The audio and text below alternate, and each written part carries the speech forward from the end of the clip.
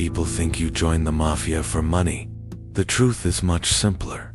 You knock on the Mafia's door when there are no other doors left to knock on. I was 23 years old. My father had died years earlier, and little by little, I was losing my mother too. Lung cancer was taking another piece of her every month, while my younger sister was already talking about dropping out of school to find a job. At home, there was only one thing we ever talked about. Not how much money we made, but how we were going to survive until the following week. I spent months looking for work in Belgrade. I worked construction. I unloaded trucks in warehouses. I took every night shift I could find. Some days I would work 12 hours straight, only to come home with just enough money in my pocket to pay for the bus ride back to work the next morning. After a while, I realized something. Poverty doesn't kill you right away. First, it takes your pride, then your hope, and in the end, it takes away your choices. I lost mine that autumn. I called an old friend from the neighborhood. We hadn't spoken in years, but the moment he answered, it was as if he already knew why I was calling.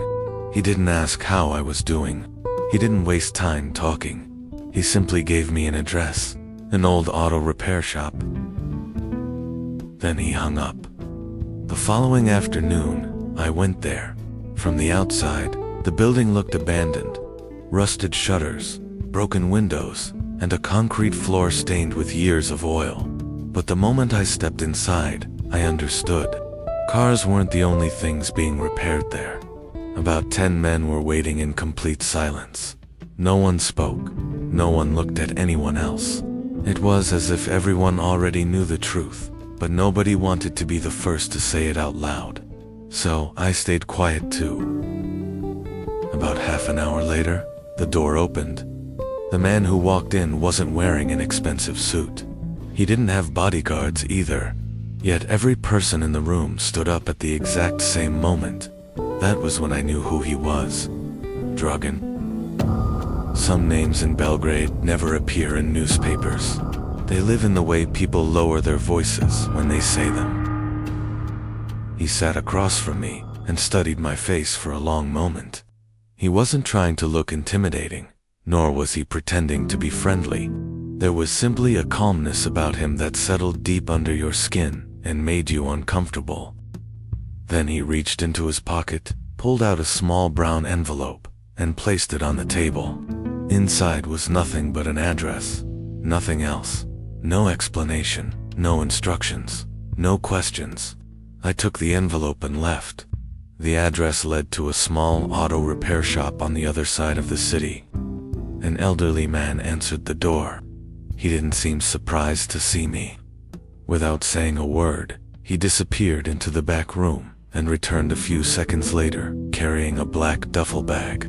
He held it out to me. I didn't look inside. For some reason, I felt that was the right thing to do. The old man gave a slight nod. That tiny gesture was the first sign that I'd done something right.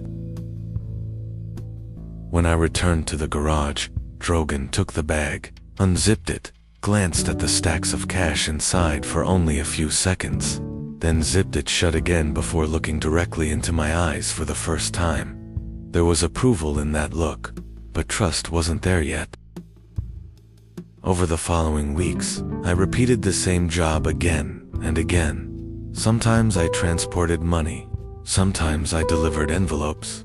Sometimes I simply picked up a package from one location and dropped it off somewhere else.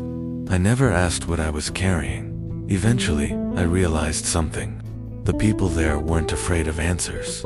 They were afraid of questions. The day I received my first payment, I went straight to the pharmacy. I bought every medication my mother hadn't been able to afford for weeks. The woman at the register looked at the prescription and smiled. I couldn't smile back, because for the first time in my life, I had more money than I needed. And for the first time, it felt unbearably heavy. As the months passed, my life began to change. The bills were getting paid. The refrigerator was no longer empty. My sister started talking about going back to school, and for the first time in a long while, My mother looked at me with hope in her eyes. That look was worth more than every dollar I had earned. Maybe that's why I stayed. One evening, I was called back to the same garage. This time, there was no envelope waiting on the table.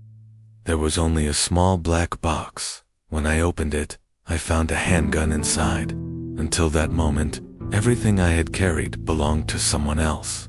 For the first time, someone was handing me something that belonged to me. I picked up the gun. The metal was cold, heavier than I had expected. Dragan remained silent for a long moment. Then he stood, walked toward the door, and stopped just before leaving. Without turning around, he spoke a single sentence. "Tomorrow night, you'll really begin." The door closed. I was alone in the room. For a long time, I stared at the gun in my hand. The strange thing was, it wasn't the gun that frightened me. It was knowing that one day, I would use it. I couldn't sleep the night I received the gun. I placed it on the table and stared at it for hours. When I was a kid, I used to think guns made people powerful. I was wrong. A gun was nothing more than a tool in the hands of someone who already had power, in the hands of someone who didn't. It was nothing but short-lived hope. The following evening, I returned to the garage at the same time. This time, only Dragan was there. He placed a thin file on the table. Inside were a few photographs, an address, and a single page with a short note. The man's name was Milan. He owned a small shipping company. For nearly 6 months, he had been delaying payments that belonged to the organization. That was all. Dragan offered no explanation, and I asked no questions. By then, I was beginning to understand that everything was a test. Questions were seen as a sign of weakness here. I arrived at the warehouse late that afternoon. 3 trucks were parked in front of the old brick building. Workers were unloading cargo. Life was going on, as usual. No one had the slightest idea what was about to happen. Milan invited me into his office. As he sat behind his desk, he tried to smile, but his eyes were telling a different story. I noticed the family photograph sitting on the desk, his wife, his 2 children, a happy summer day by the sea. For the first time, a job felt heavy, because the man sitting across from me wasn't a monster. He was an ordinary man who had made the wrong decisions. I placed the file on the desk.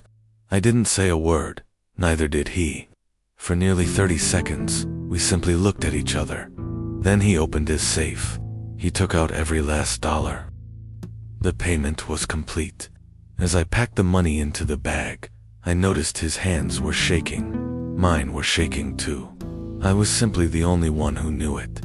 When I stepped outside, I took a deep breath. I had never drawn my gun. I hadn't raised my voice. I hadn't threatened anyone. And yet, the man had handed over every cent. That night, I saw the organization's true power for the first time. It wasn't the gun, it was its reputation. People feared what would happen long before they feared the bullet itself. When I returned to the garage, Dragan didn't even count the money. He set the bag aside. Then he asked me a question I hadn't expected. Was he afraid? It was the first time he had ever asked me anything. I nodded. Double quotes, yes. Dragan remained silent for a few seconds. Then he spoke in the same calm voice. Good. If there's fear, there's no need for bullets. That was the second lesson he taught me. And years later, I would realize it was the most valuable one. After that night, the assignments became more frequent. Once a week, then twice, then almost every day. Belgrade no longer looked the same to me. I walked the same streets. But now I knew which restaurants belonged to whom, which ports were controlled by which families, which police officers were collecting paychecks from which people. The city hadn't grown any larger. I had simply begun to see what was behind the curtain. A month later, Dragan summoned me again. When I walked into the room, There were unfamiliar faces there for the first time. A map was spread across the table. One building had been marked with a red pen, and beside it, a single name. Marko Petrovich. I had heard that name before. In Belgrade, people lowered their voices whenever they said it. Dragan didn't even look at me. He placed a small key on top of the map. Then he said only one thing. Tonight, you'll watch. I checked my gun. The magazine was full, but something felt different inside me.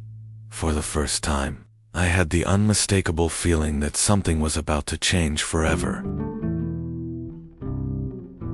People think moving up in the Mafia is all about making more money, but money only tells you the outcome. The real change happens when people begin looking away the moment your eyes meet theirs. That's exactly what happened to me. By then, every time I walked into the old garage, no one asked who I was anymore. The kid who used to wait outside the door had disappeared, replaced by someone who was taken straight inside whenever he was summoned. I don't remember exactly when that change began, but I remember perfectly when it stopped. The night I first saw Marko Petrovich. We were standing on the roof of an abandoned textile factory on the outskirts of the city. The air was cold. The warehouse below was lit by yellow floodlights and surrounded by armed men. Dragan handed me a pair of binoculars. Watch. He didn't say another word. For nearly 40 minutes, I did nothing but observe. The trucks pulling into the warehouse, the cars leaving, the guards changing shifts at the gate. Marko arrived last. He stepped out of a black Mercedes. He wasn't particularly tall. He wasn't flashy either. But as he walked toward the warehouse, everyone moved out of his way. That's when I realized, no, the truth is, I didn't realize anything. I simply saw it. Real power didn't need to raise its voice. When it entered the room, silence arrived on its own. Marko stayed inside for less than 10 minutes. Then he got back into his car and drove away. Dragan took the binoculars from my hands. What did you see? This time, I knew I had to answer. I thought about it for a moment. He has a lot of security. Dragan slowly shook his head. Look again. I raised the binoculars once more. This time, more carefully. The trucks, the entrances, the security cameras, then the spot where the Mercedes had been parked. And suddenly, I noticed what didn't belong. Marko's car had been parked facing the exit. Every other vehicle was facing inward. The only man prepared to escape was the boss himself. I lowered the binoculars. He doesn't trust us. A faint smile appeared on Dragan's face. For the first time, I felt I'd given the right answer. We didn't speak a single word on the drive back. When we returned to the garage, Dragan placed a chessboard on the table. He began arranging the pieces. I watched in silence. He played white. 3 moves later, he captured black's queen. Then he looked at me. People try to protect the queen.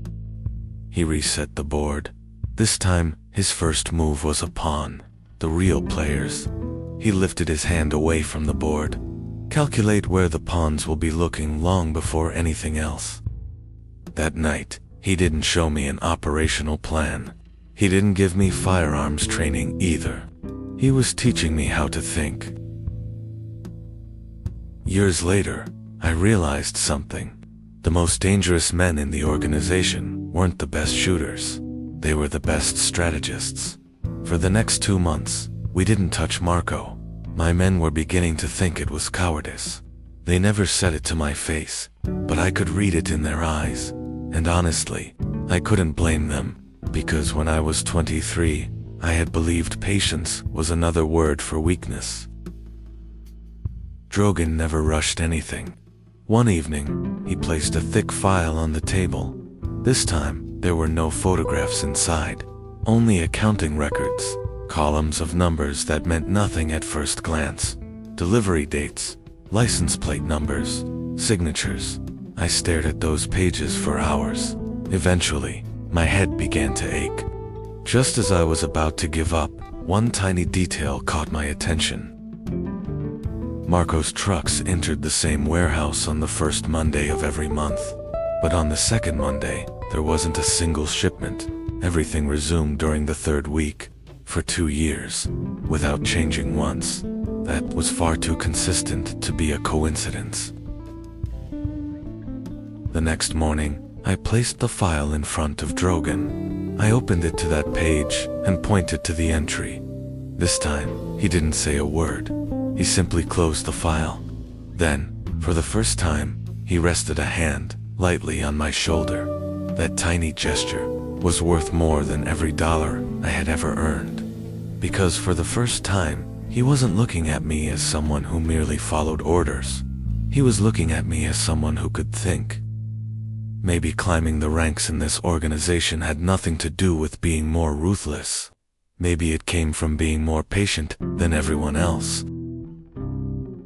People mistake patience for passivity, but patience is the price you pay to buy the right moment. Dragan never opened Marco's file again. Days passed, then weeks. It was as if the conversation we'd had that night had never happened. But I couldn't get that file out of my head. I had memorized every delivery date, every truck's license plate, every warehouse location, every security camera angle. Something was missing. I just couldn't see what it was yet. One evening, while I was waiting for a delivery at one of the old warehouses, one of the drivers casually mentioned that Marco's men no longer used the northern route. No one paid any attention to what he had said. I did, because the records in the file said exactly the opposite. The map was accurate, the records were accurate, but the route had changed. Someone had stopped updating the books. That was the first mistake. For the next 2 weeks, without receiving a single order, I investigated nothing but that. Every evening at the same time, I sat at the same gas station. I drank coffee, I took notes, I memorized license plates. By the end of the third week, the picture was complete. Marco wasn't transporting cargo. He was creating the illusion that cargo was being transported. The trucks were empty. The real shipments were moving through small refrigerated vans that no one paid attention to. Millions of euros worth of merchandise, passing right in front of everyone's eyes, and nobody noticed. I organized everything into a file and placed it in front of Dragan. This time, he examined every page. For nearly 10 minutes, the room remained completely silent. When he finally closed the file, I saw genuine satisfaction on his face for the first time. "Who told you this?" "No one." "How did you find it?" Everyone was watching the trucks. I paused for a moment. I watched what they weren't watching. Dragan leaned back in his chair. Then he smiled. It was the clearest smile I had ever seen on his face. "You can't teach that," he said. "You either have it, or you don't." For the first time, I didn't feel like someone working for the organization.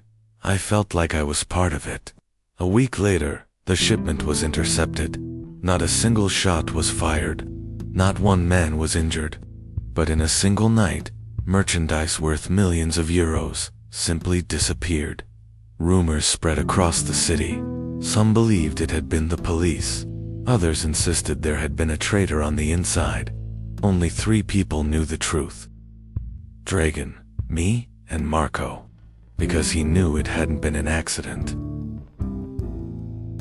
About 10 days later, I found myself in the same room with him for the first time. It was an old restaurant in the center of the city. The organization's senior figures had gathered there for a meeting. I sat at the far end of the table. Throughout the entire meeting, I didn't say a single word. Marco, however, looked at me several times. He didn't know who I was, but he could feel that I was the one who had reached into his operations. The meeting ended. One by one, everyone left the room. I headed toward the door as well. Just as I walked past him, I heard his voice. so calm it was almost a whisper. You. I turned around. He studied my face for a few seconds. Then he finished the sentence. You observe too much. That was all. For the first time, someone who didn't even know my name had become uneasy because of me. When I got into my car, I sat there for several minutes before starting the engine. Belgrade looked quiet at night, but silence was the city's greatest lie, because the wars no one sees are always the bloodiest. And I had only just made my first move. In Belgrade, there were only two ways for your name to become known. You either made a lot of money, or you made someone else lose a lot of it. I hadn't chosen the second path. Yet somehow, the city had started talking about me anyway. The shipment Marco had lost meant far more than the money itself. For the first time, someone had disrupted his game without firing a single shot. For the next few weeks, everything seemed to return to normal. The assignments continued. The money kept flowing. The meetings went on. But the small details had changed. Before, people at those meetings barely looked at me. Now, whenever they spoke, I caught them studying me out of the corners of their eyes. They were curious, not about who I was, but about how far I might rise. In this world, people's attention isn't a compliment. It's the first sign of danger. One evening, Dragan summoned me to an old hotel in the city center. The hotel had been closed for years. From the outside, it looked abandoned. Inside, it was one of the organization's safest meeting places. This time, we weren't alone at the table. 6 men had come from different cities across the Balkans. One owned a port, another ran a shipping company.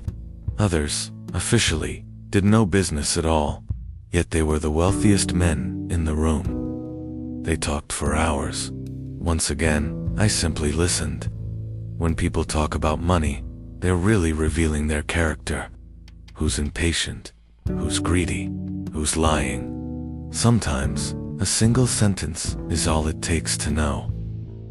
When the meeting ended, everyone left the room. Dragan stopped me. He placed another file on the table. This time, there was no money inside, only names. About 20 of them, with numbers written beside each one. At first glance, none of it made any sense. What are these? The moment I asked the question, I regretted it. But instead of closing the file, Dragan did something he had never done before. He chose to explain.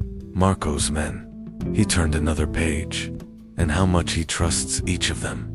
He fell silent for a moment. Then he added, every person has a price. I looked at the list again. Some names had very large numbers beside them. Others were worth only a few thousand euros. My first thought was bribery. Dragan shook his head. No, those aren't their prices. Then what are they? This time, he looked directly into my eyes. It's what it would cost him if he lost them. That night, I learned that the organization's accounting wasn't built around money. It was built around people. Over the following days, I buried myself in those names, where each man lived, who was drowning in debt, who had a gambling habit, whose son was studying abroad. I uncovered every detail. I didn't touch anyone. I didn't threaten anyone. I simply watched, because the most important lesson Dragan had ever taught me was this. People can lie when they speak, but their habits never do. 2 weeks later, I closed the file and placed it back in front of Dragan. We're looking at the wrong man. For the first time, he didn't interrupt me. He waited for me to continue. We shouldn't be looking for Marco's strongest man. We should be looking for his most invisible one. The room fell silent for a few seconds. Then Dragan smiled faintly. Do you remember the day you first came to me? I nodded. You walked through that door afraid. He stood up from the table. Then he walked over to the window. Now people are wondering which door you'll walk through next. I didn't like that sentence, because by then, I understood, in this city, the bigger your name became, the bigger the target on your back, and Belgrade never applauded people on the rise. It tested them. Success doesn't make people admire you. It makes them uncomfortable. I learned that not long after my name started spreading through Belgrade.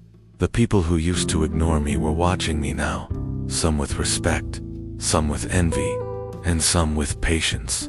Because in this city, everyone understood the same truth. Every man who climbed higher blocked someone else's path, and sooner or later, the people whose path had been blocked would try to clear it. One morning, Dragan invited me to breakfast. For the first time, we didn't meet in one of the organization's buildings. Instead, we met at one of the oldest cafes in the city. He was reading the newspaper. 2 cups of coffee sat on the table. As soon as I sat down, he folded the paper. "Who's been watching you lately?" I wasn't expecting the question. I didn't mention any names. A few people. He nodded. "Wrong." He quietly took a sip of his coffee. "You think it's only a few, because those are the ones you've noticed." He pointed toward the window. "The real danger comes from the people you don't even realize are watching you." When I left the cafe, I found myself looking around without thinking. The cars waiting at the red light, the people standing at the bus stop, the newspaper vendor across the street. For the first time, every face looked unfamiliar. 2 days later, the first blow came. One of the organization's smaller warehouses was set on fire in the middle of the night. No one was inside, but the message couldn't have been clearer. Someone had come right to our doorstep. A meeting was called that same night. Everyone around the table was furious. Names were being thrown around. Some demanded revenge. Others wanted to strike back immediately. A few suggested handing out weapons to everyone. I stayed silent. 4 hours. Eventually, Dragan turned to me. "What do you think?" Every eye in the room shifted toward me. For the first time, every single one of them was waiting for my answer. Before I spoke, I looked at the map on the table, then at the warehouse that had burned, then at the locations of all the others. Something caught my attention. "Why this warehouse?" No one answered. I asked again, "Out of all our warehouses, why this one?" The anger in the room slowly gave way to silence. I leaned closer to the map, then I pointed to a narrow side street. Because this warehouse wasn't important, no one understood. So I continued. If it had been important, they would have never burned it. The expressions around the table began to change. That warehouse was bait. They wanted to see how we'd react. And now every one of our men is looking in the wrong direction. Dragan leaned back in his chair. For the first time, he said nothing. He didn't need to. Because everyone in the room had reached the same conclusion. We shouldn't be looking for the first move. We should be looking for the second one. The next morning, I pulled our men away from the warehouses. Everyone objected. No one understood why I didn't explain. On the third night, exactly what we expected happened.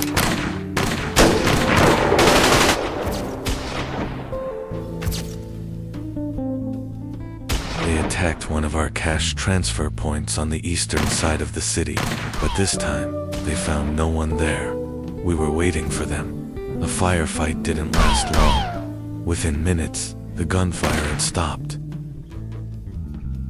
2 of the attackers were captured. The rest disappeared into the darkness. When it was over, Dragan quietly walked over to me. He looked down at the spent shell casings scattered across the ground. Then he turned toward me. "They didn't start the fire." I nodded. "I know." "Then who did?" I didn't answer right away, because even saying it out loud was dangerous. Someone who knew our transportation schedules. For the first time, the expression on Dragan's face changed. It was subtle, but I saw it. He was surprised. For the first time, he considered that the enemy might not be outside. And I was thinking the same thing. Maybe the war had already begun. We had simply been looking at the wrong battlefield. What keeps a mafia organization alive isn't its guns. It isn't its people either. It's its reputation. And the day that reputation disappears, neither guns nor people can save it. By then, there was no longer any doubt. We had a mole on the inside. The only thing we didn't know was his name. The most dangerous enemy is the one who can sit at your table. From that day on, everyone began to suspect everyone else. Meetings became shorter. Phones were replaced. Routes were changed every week. For the first time, a system that had operated flawlessly for years was struggling to catch its breath. I did the opposite. I changed nothing. I drove the same car. I ate at the same restaurants. I left home at the same hours. My men thought I was out of my mind, but I wanted someone to watch me, because sometimes the hunter doesn't change his position. He lets the prey feel comfortable. For nearly 2 weeks, nothing happened. Then, one evening, as I was leaving an old Italian restaurant in the city center, a black motorcycle rolled slowly past me. The rider never looked at me, but the man on the back did, only for a second. Then they were gone. The next day, the same motorcycle, this time on a different street. 3 days later, I saw it again, a different neighborhood. The same motorcycle. My men were convinced we were being followed. I wasn't, because someone who was truly following you wouldn't let himself be seen 3 times. This wasn't surveillance. It was a message. Someone was telling me, "We see you," and I wanted them to. On the 4th day I went out alone. No bodyguards, no phone, no car. I walked 4 hours. I wandered through the old streets of Belgrade the way I had as a child. The narrow sidewalks, the crumbling apartment buildings, the bakery on the corner. None of them had changed. The only thing that had changed was me. At one point, I caught my reflection in a shop window. A perfectly tailored black overcoat, Italian shoes, an expensive watch.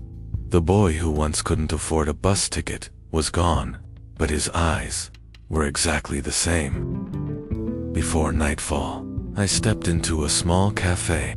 I took a seat by the window. I didn't order anything. I simply waited. About 20 minutes later, the door opened. A man wearing a gray jacket walked inside. He glanced around the room. The moment he saw me, he hesitated. Then he turned around and tried to leave. He was too late, because I had been waiting for him. I didn't get up from the table. We simply looked at each other. The man stopped walking. For nearly 10 seconds, neither of us moved. Then, he gave a slight nod and walked back out.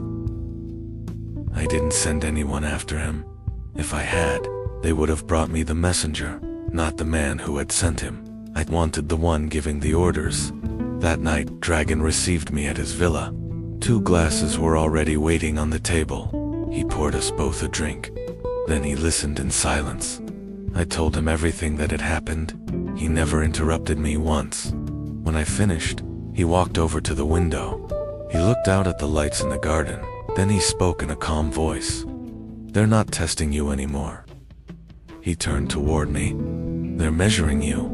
That single sentence changed the atmosphere in the room, because a test could be passed, but being measured was the final stage before a decision was made. On the drive home, I turned on the radio for the first time in a long while. An old jazz song was playing. I stopped at a red light. A black BMW pulled up in the lane beside me. The windows were heavily tinted. I couldn't see inside. The light turned green. I didn't move. The BMW went first. Just as it turned in front of me, the rear window rolled down slightly. A small white envelope slipped out onto the road. The car never stopped. Neither did I follow it. I got out and picked up the envelope. Inside there was only a single line. Marco wants to meet you. For the first time. The other side was calling me by name. Sometimes, the most dangerous invitation you'll ever receive feels like the one you've been waiting for your entire life. I read the note several times. It contained only a single sentence. Marco wants to meet you. There was no address, no time, no signature, just that one sentence. I slipped the envelope into my pocket and went home. I showed it to no one. The following morning, when I stood before Dragan, the envelope was still in my pocket. I placed it on the table. He looked at it once, then slid it back toward me. How are you going to answer it? For the first time. He wanted to know what I had decided. I'll go wherever he wants to meet. Dragan slowly shook his head. No, silence. You won't go where he wants. Then what? You'll make him come where you want. That sentence stayed with me for hours. For the first time, I wasn't learning the rules of the game. I was learning the game itself. For 3 days, I did nothing. I continued showing myself around the city. The same restaurants, the same meetings, the same routine. To anyone watching from the outside, nothing in my life had changed. On the 4th day, I went to the old fish market. It was one of the noisiest places in Belgrade. Vendors shouting, trucks unloading, hundreds of people brushing past one another. Places like that make it difficult to follow someone, and even harder to keep someone under surveillance. That's exactly what I wanted. I wandered through the market for about half an hour. Then I stepped into a small coffee shop. I took a seat at the table in the back, ordered a coffee, and waited. 10 minutes later, the door opened. A man wearing a black jacket walked inside. He looked around the room, then he saw me. Without the slightest hesitation, he walked over to my table. Are you alone? I didn't answer. He pulled out the chair and sat down. Then he placed a small matchbox on the table. A moment later, he stood up and walked out without saying another word. I opened the box. Inside was a key and a small folded piece of paper. This time, there was an address, an old wine cellar in the northern part of the city. Time, 9 o'clock that evening. I didn't tell Dragan anything. I didn't have to. The moment I placed the key on his desk, he smiled. So? He finally started taking you seriously. How do you know that? He opened a drawer and took out an old, rusted key. It was identical to mine. Years ago, he sent me the same key. For the first time, I was genuinely surprised. Marco. Dragan gave a slight shake of his head. No. A brief silence filled the room. The man before Marco.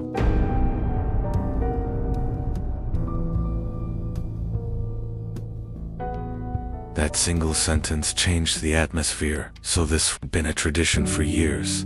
At exactly 9 that evening, I stood outside the cellar. The building had been abandoned for decades. The stone walls smelled of dampness. No one came to open the door. I slid the key into the lock. The door opened without a sound. A long corridor stretched into the darkness. At the far end stood a single table, lit by a single hanging lamp, and seated at that table was only one man, Marco. His eyes were colder than anyone had ever described. He waited for me to sit. He didn't offer his hand. He didn't smile. A chessboard sat on the table between us. The pieces were already arranged. The white pieces were facing me. He was waiting for me to make the first move. I pulled out the chair, sat down, looked at the board, then at Marco. I made the opening move. For the first time, Marco spoke. Dragan taught you well. His voice was calmer than I had expected. Taught me what? How to understand me. I inclined my head slightly. Not yet. Marco smiled. No. He moved his queen. For much longer than you think. In that moment, for the first time, I felt genuine unease, because the man sitting across from me seemed to know more about me than I knew about myself. After Marco made his opening move, he wasn't watching the board, he was watching me. Most people study their opponent's game when they play chess. He was studying the way I thought. Instead of developing my queen, I developed my knight. He looked down at the board. Then a faint smile crossed his face. Dragan didn't teach you that. There was no arrogance in his voice, only curiosity.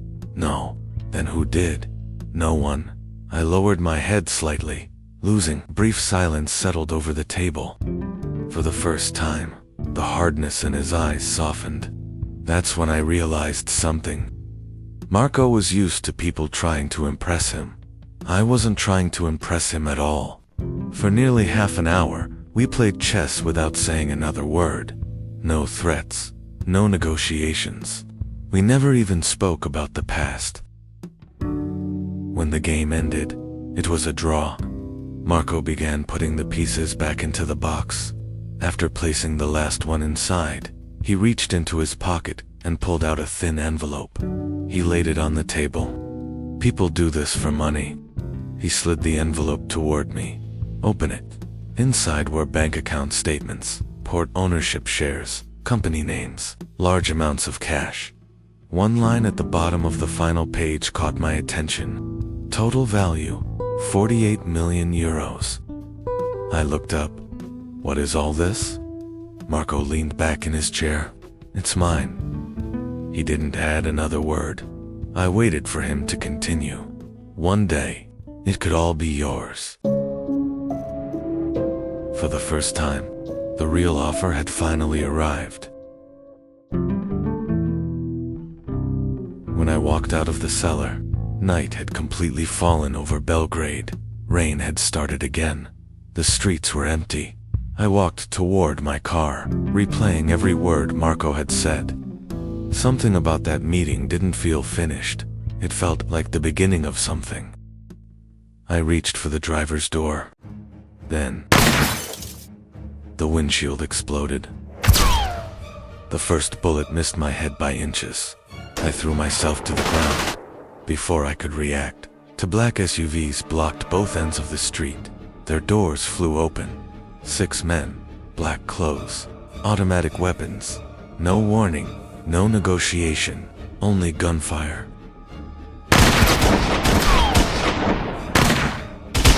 I rolled behind my car as bullets tore through the metal. Glass rained across the pavement. One of them rushed my position. The moment he stepped around the hood, I fired twice. He dropped instantly. The others split up, trying to surround me. One carried a shotgun.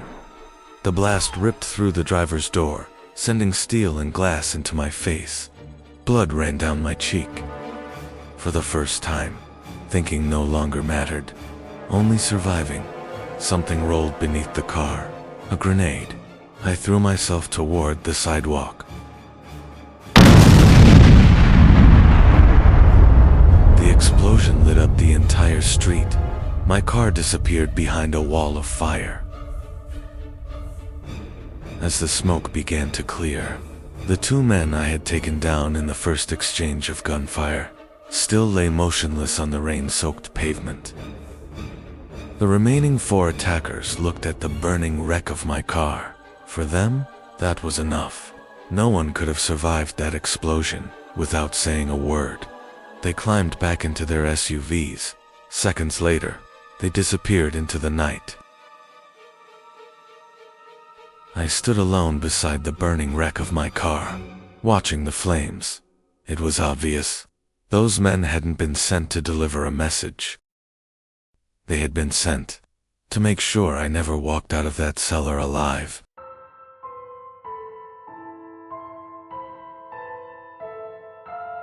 By the time I reached Dragan's villa, it was past midnight.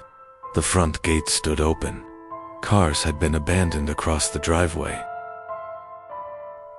The door to Dragan's study was half open. A shattered whiskey glass lay on the floor. Blood stained the wall. Fresh blood. "Where's Dragan?" No one answered. No one could. The only thing waiting on his desk was a single envelope, written across it in black ink.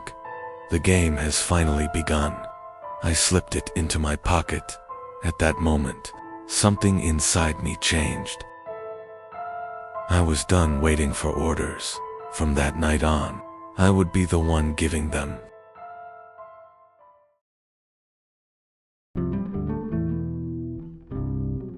The morning after Dragan disappeared, chaos spread through the organization. Some wanted revenge, others wanted to hide. A few believed Dragan would return within days. I believed none of it. If Dragan was alive, he wanted me to make the next move. And if he was dead, waiting would only make us weaker. So I stopped waiting. Our first target was one of Marco's ports along the Danube. We attacked just after midnight. The guards never saw us coming. By sunrise, the port belonged to us. The men who surrendered joined us. The men who resisted never left the docks alive. Word spread through Belgrade before noon. The war had begun.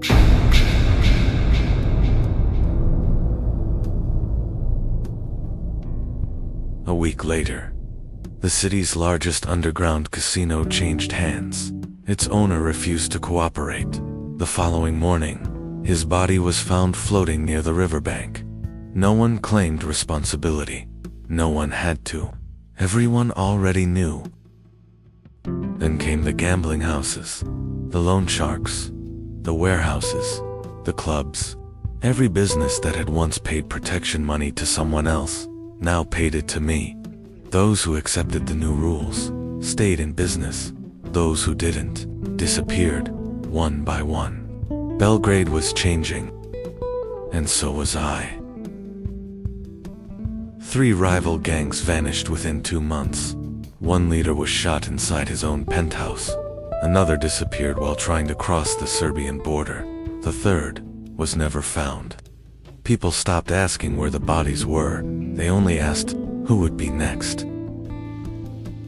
The police formed a special task force.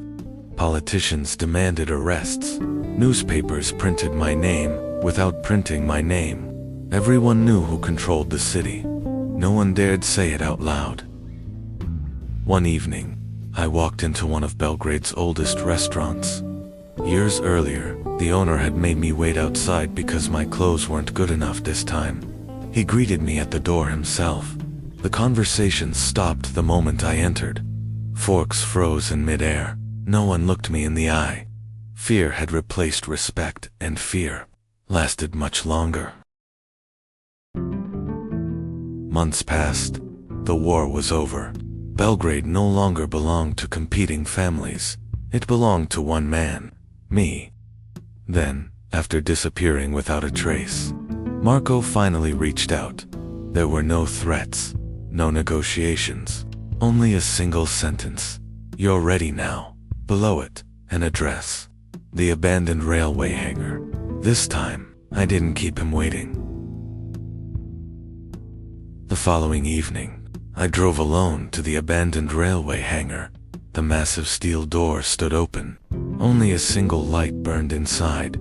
Marco was waiting. He sat quietly on a wooden chair placed between the old railway tracks. He didn't stand. He didn't speak. I raised my pistol. "Where's Dragan?" Marco smiled. "Alive." Before I could say another word, footsteps echoed through the hangar. Slow, calm, familiar. I turned. Dragan. He walked toward us without a weapon, without fear. I aimed the gun at him. "You betrayed me." He stopped a few feet away, then slowly shook his head. "No, I prepared you." My finger tightened around the trigger. "What the hell is all this?" Marco reached into his coat. He pulled out an old black leather notebook. Then he handed it to me. "Every answer you've been looking for is inside." I opened it. The very first page contained only one sentence. The boss never existed. I frowned. Then I kept reading. Old orders, old accounts, old instructions, different handwriting, different years, different men. Yet every document carried the same invisible authority. The boss wants it this way. I looked back at Marco. So who was he? Marco gave a faint smile. There was never anyone. Silence filled the hangar. Dragan stepped closer.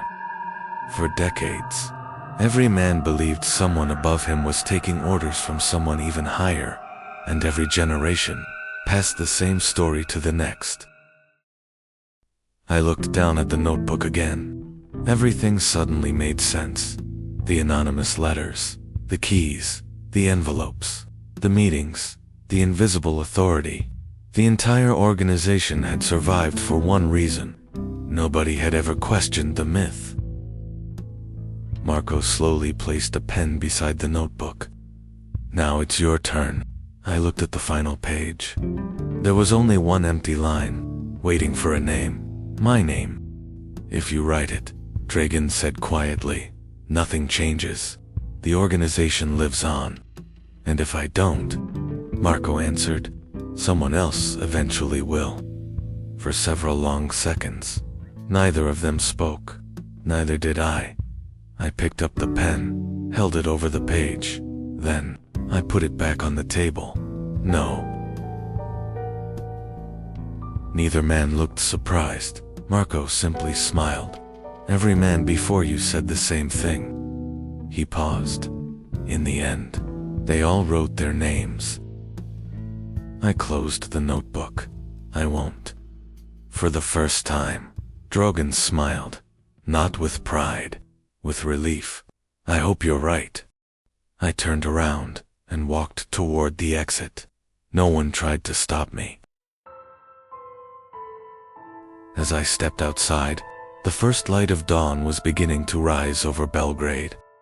Looking back at the city that had taken everything from me and given me everything I had become. Then I got into my car, started the engine, and drove away. I never returned.